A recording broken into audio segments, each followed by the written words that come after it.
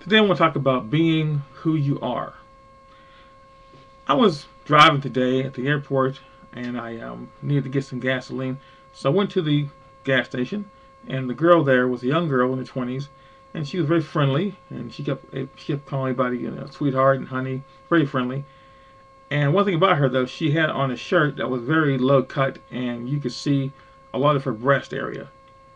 And she had a tattoo of three flowers on her left breast and one on her neck. And it was kind of shocking to see that, but it wasn't a bad thing in my eyes. Anyway, so she gave me my change, and she said thank you, and I left. I thought to myself, now that was really strange. I mean, how could somebody walk around with their breast showing like that and not think that it wouldn't be a bad thing? But at the same time, I wasn't offended by it because I like seeing breasts because I'm a man. So I left. So about 4 hours later, I happened to be back at the airport and I needed gas again. You know how high the price of gas is. Went inside and she was there again. This time, her shirt was buttoned up. She was still friendly, but she wasn't showing any cleavage and no tattoos. I thought to myself, wow, this is strange. I kind of miss that. That's my reaction. Like, I miss seeing that. And my first thought was to ask her what happened to the tattoos, almost as a joke.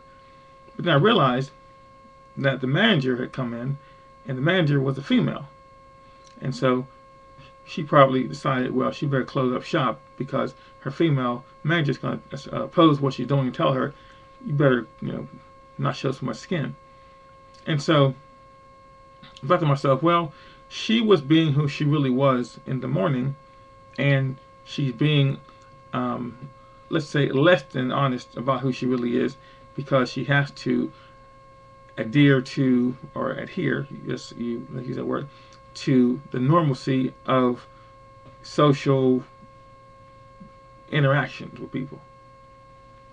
And so I thought about that during the day. I said to myself, well, do we often show ourselves who we really are? And do we sometimes feel that we shouldn't? It's like, have you ever spoke to somebody and you made a joke because you're a person who just has a good sense of humor and you felt, maybe I shouldn't have said that? Or you wore a certain garb and you felt, well, maybe I shouldn't. Maybe the pants are too tight or the shirt's too tight or the dress too short, whatever the case may be. And you felt, no, I should, wear something less revealing, more socially acceptable. But when you do that, do you feel good about yourself?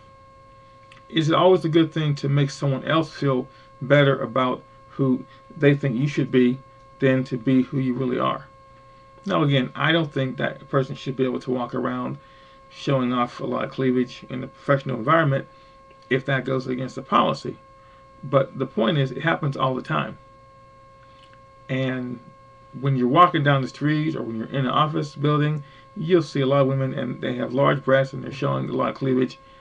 And if you were to say anything, you'll be harassing them. But they kind of know it's to their advantage. And so, is being yourself a bad thing? Again, maybe that really wasn't her true nature. But the point was, she wasn't there to sell anything by, let's say, persuasion. I wouldn't have gone in there and she would say, well, hey, you want to buy some gas? No, I was there to buy gas. So her appearance did not affect my ability or my desire to buy gasoline or anything else. But it kind of added to my happiness, if you will, by me seeing these things. It was a sensual kind of a thing. By me coming back and not seeing that, then there was a bit of a letdown there. And again, that's not just me. It's anyone who would derive pleasure from that kind of environment. For example, if let's say I came in and she was very jovial, she was making jokes and just saying funny things to me, and then her boss told her, you know what, you need to be a bit more serious. Then I come back and I say, hey, she told me a good joke last time. Let's see what she's going to say this time. And I come back and say, hey, what's going on? She said, oh, everything's okay. It's just, what you need and have a nice day. Thinking, hey, what happened to the jokes? You see, so if something that is real helps you to achieve something, then why do you cover it up? Why do you take it away? Maybe she should get a job where dressing that way would benefit her and not be detrimental to the environment that she's in. Okay, so that's my second point. A lot of times, if you can't be who you are, where you are, then you need to go away to where you can be yourself. That's why, for example, I drive for a living, because I don't like to be cooped up in an office. I don't like to have to go to the bank every week to catch a paycheck. I like to talk to people. I like to show off. I like to demonstrate. I like to ask questions. That's why I drive and I talk to people all the time doing my job. So, again, I'm not saying the scripture wrong, be a stripper because you want your breast off, but I'm saying that maybe she needs to get a job where she can be more herself, into an environment where she can be who she wants to be. Because living in the world where you know that you are a certain way, but you can't show it, is not living at all, no matter what it is. Just think about people who you know, like Robin Williams or Jim Carrey or any comedian out there. If they were in a store or in an office or doing any kind of ordinary type of a job, they couldn't let their talent shine, and they wouldn't fulfill their life's purpose. But because they can do that, then you and I, we get the benefit of what they're doing. And that's what it's all about. We have to be who we really are. I'm not saying you need to be vulgar or obscene or mean-spirited, but I'm saying that you need to let who you are be out there, reveal it. If you have a job that doesn't allow you to be who you are, then find another job, or maybe even do some volunteer work that allows you to be who you really are. Okay? There are people who work in offices and they sing on the weekends because that's who they really want to be, or they do comedy, or they do acting, or they do volunteer work, or they write blogs, or they do YouTube videos, whatever it is, because that's who they really want to be. And what happens is, after a time, you start to feel that, you know what, this little pocket of being who I am makes me feel good about myself. And I can either sustain myself by just doing this in a small way, or I can now take the courage and expand it and do greater things. You can show more of your talents, show more of your personality, show more of who you really are. So that's what I would want for you, to show who you really are by finding some way to let who you are shine. Because that's what it's all about. So, just like that girl, in the morning, she felt, she could be proud of her tattoos and her personality and her sense of just, joie de vivre, I guess, joy of life. But because the boss is around, you can't be who you are. And that's a sad way to live. The real you should always shine through. So, that's what I'm saying today. Let the real you shine through. Whatever it is that you do, if you have a talent, if you have some skill, let it shine through. Now, it's kind of funny that children are more able to just live in a way that they're uninhibited.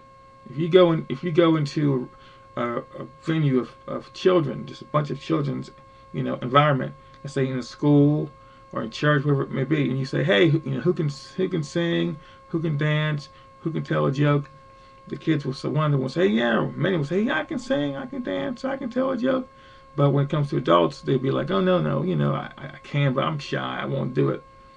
Because they know that they're being judged by it, or at least they're feeling they're being judged by it. But if you can pull off the courage within yourself and say, yes, I can do this, and I'm going to find a place to do it. Telling jokes or singing a song. That's why I guess these shows now on TV, American Got Talent and The Voice and American Idol, all these shows are there because people have these particular gifts and they want to show themselves. So the next time you're in your office and you feel like you're standing up there and singing, maybe you might want to do it. But if that feeling is so pervasive in your mind as you feel like you have to let your talent show, then get out there, expose yourself to a place where you can do it in a way. Go and become a singer, or join a church choir, or do something to let your talent shine. I used to love to draw. I love to get back to doing that. Doing martial arts, gymnastics, doing anything. I mean, if you have a desire, go out there and do it. Because if you don't, then you're living in a world where you're being phony. And the worst thing in the world is to be in a place where someone would call for your particular skill and you're too shy to show it. It'd be like if you were a doctor or you had medical training and you were in a restaurant and someone was falling over and they were about to die or choking to death or were injured, and someone said, "Is there a doctor in the house? You know, is there a nurse in the house? Is there anyone who can help with this person?" And you're standing there, you have these skills, but you're saying to yourself, "I'm too shy. I can't do it." This person would die, and you would feel the rest of your life failure because you had an ability. But it's the same thing. It's like someone would say, we need someone to get up and read.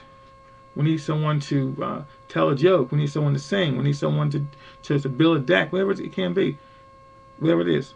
And you say to yourself, "Oh, I know I can do it, but I'm too shy." Then you're being phony because the real you has these abilities. So just do it. Just get out there and let your real self shine. That's who you are. That's who you should be. Until next time, have a great day and be real.